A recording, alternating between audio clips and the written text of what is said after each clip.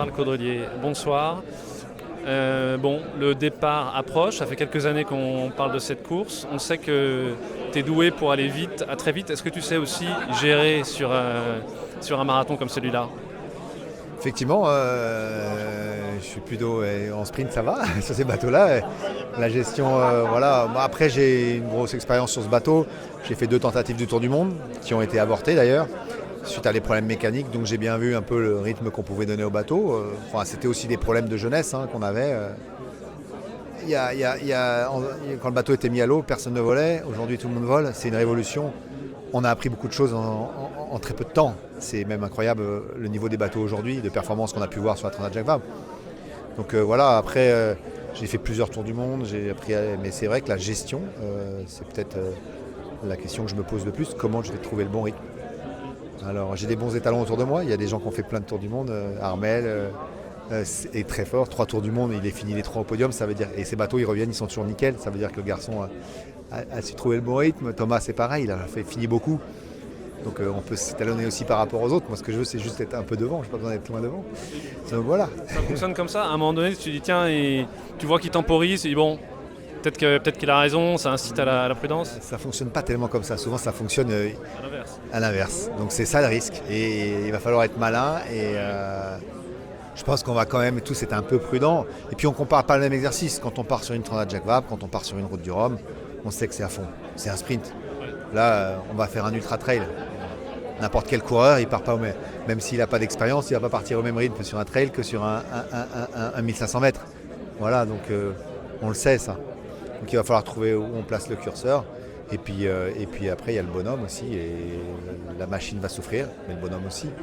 Et il va falloir gérer. Je pense que ça va être une course vraiment d'abord avec soi-même et son bateau et son équipe, quoi. Est-ce que tu penses aux gars qui sont partis sur le premier Vendée Globe en 89? Est-ce que tu penses qu'il y a vraiment un parallèle, que vous êtes un peu des pionniers comme eux ont pu l'être? Non, je pense que c'était des sacrés aventuriers parce que le parcours avait quasiment jamais été fait en course, les bateaux, voilà, enfin il y a plein de... On sait beaucoup plus de choses aujourd'hui. Par contre, on va beaucoup plus vite. On est en mode volant, ça n'a jamais été fait.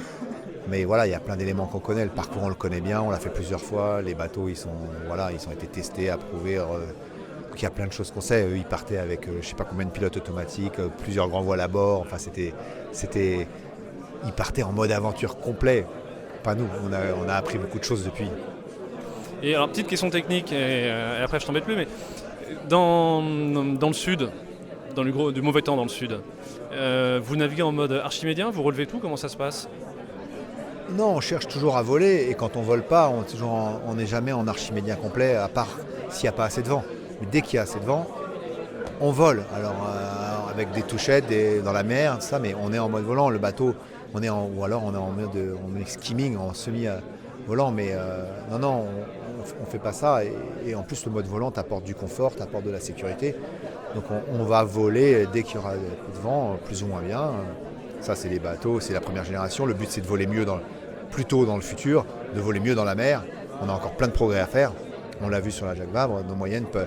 Voilà, avec le même vent, on est capable d'aller à 33 nœuds de moyenne dans la mer et quand il n'y a pas de mer, on peut aller à 43 nœuds. Il y a 10 nœuds de différence presque entre une mer plate, sauf que la mer plate, ça n'existe pas dès que tu t'éloignes des côtes. Donc non, ça va être un vrai challenge. La seule différence dans les mers du Sud, c'est le seul endroit au monde, quand tu navigues, tu te dis attention, là si j'ai un problème, je suis tout seul, mes camarades peuvent peut-être...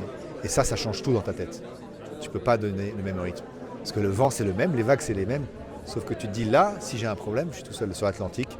Tu sais qu'il y aura des copains, il y aura des cargos, il y aura des choses. Tu as un peu moins ce stress-là. Et ça change beaucoup de choses, mentalement. Dans le futur c'est un nouveau bateau? Le futur, ouais, on y pense beaucoup, on travaille dessus.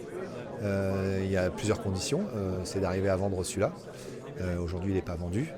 Et puis que notre amateur dise OK. Et pour ça, il faut qu'on lui propose quelque chose d'appétissant, ce qu'on a déjà fait d'ailleurs. Donc, ouais, ça phosphore. Non, moi, ma tête est un peu prise aussi par ce projet qui m'excite et ça me permet de me vider la tête aussi, de penser à autre chose. Mais on réfléchit à un Gitana 18 et on a plein d'idées et ça nous plaît. On a envie. Il sera différent. Si on en fait un, il sera très différent de Gitana 17. Pas très différents, mais assez différents. Il y aura des évolutions très fortes. Ah, combien de coques je pense qu'on a tous envie de rester sur 3, 2. Mais, ça, c'est un secret, on ne peut pas vous le dire.